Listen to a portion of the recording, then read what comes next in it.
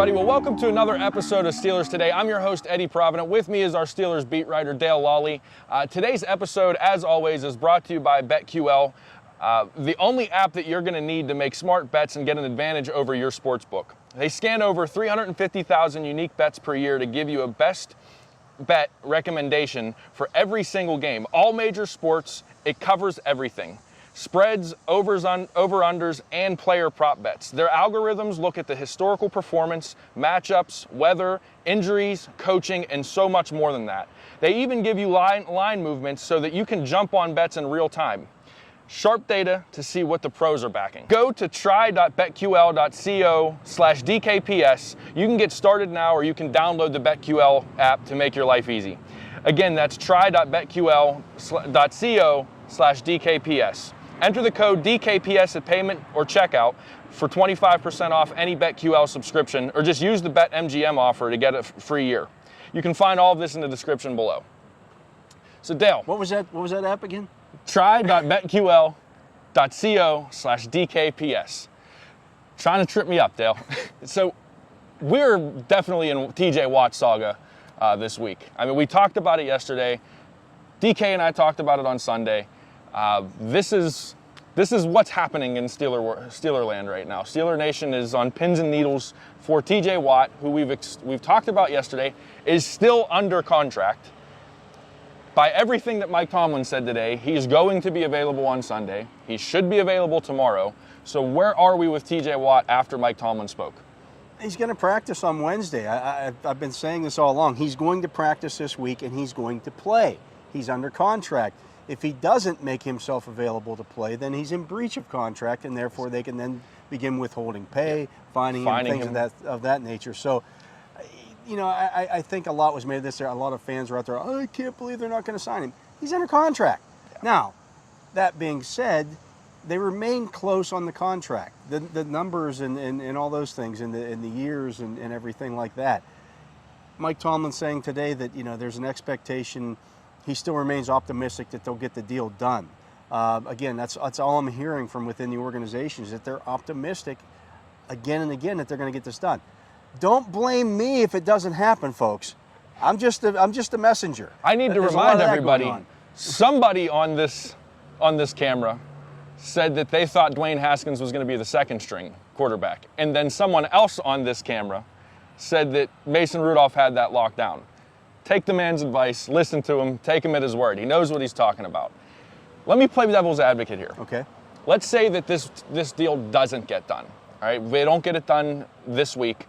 As we talked about yesterday, the Steelers don't negotiate in season, so we're probably not going to see something get done until the off season. Is this a situation, is TJ Watt the type of player where this is going to linger throughout the season and be a problem? Or do you think he's just a business as normal guy? He'll be able to just drop it and then pick it back up in the offseason? Well, I mean, he's making $10 million this year, first of all, so it's not like he's making chump change. Secondly, I think if they're close and they feel like they can get the thing done by kind of tweaking their in-house rules about not negotiating once the season starts, if they're close and they feel like, hey, 2 more days and we get this thing done, I could see them pushing that past it, and they could always come back and say, well, we were negotiating this deal before, you know, it wasn't like we started this 2 days ago. This has been a month-long process. We're not going to just throw it aside and start over at the end of the season. So it wouldn't surprise me if that happened, if they feel like they're super close, and they do. So, you know, if something doesn't get done by Saturday, it doesn't mean that it's not going to get done within the next couple of weeks. But no, I don't think TJ Watt is somebody who's going to let this linger or be a malingerer because of it. He's going to go out and play the way he knows how to play football, and that's, you know, giving his all out there. You know, Mike Tomlin today compared the situation to what Aaron Donald did in 2018. Donald held out the entire offseason, held out all of training camp, didn't attend practices, didn't do anything.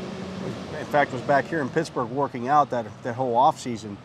And in the Rams' first game, after he signed a few days before that, went out and played 62 of the defensive snaps. He played 88% of the snaps. So, you know, these guys aren't built like normal human beings. I can remember having the conversation a few years ago with Mike Tomlin when Terrell Suggs tore his Achilles tendon in the off season, and the Ravens at the start of the season didn't put him on IR, season-ending IR. They put him on the PUP list, and I'm like, that's crazy, isn't it? And he goes, these guys are wired differently. He says, you don't want to take that away from them. You don't want to, you want to keep that carrot out there for them, give them something to train for, because that's what these guys do. These guys aren't built like normal human beings. They're kind of aliens that somebody dropped out of the sky. Well, TJ Watt's that kind of player. Right. He's that kind of alien. So, he knows how to play the game one way. He's not going to let the guys down in that locker room by going out there and just going through things half speed. If he's on the field, he's going to play hard. I think this shows the importance, Dale, of bringing a guy like Melvin Ingram in, because if TJ Watt isn't at full go in week 1 or week 2, you're not relying on somebody who hasn't proven themselves in the NFL. You still have Alex Highsmith and Melvin Ingram coming off the edge, which is a formidable tandem in themselves, in their own right. So, we could talk all we want about the Steelers front office and how they need to pay TJ Watt, and you could say whatever you want, but it was a smart move for them to bring in Melvin Ingram for things like this.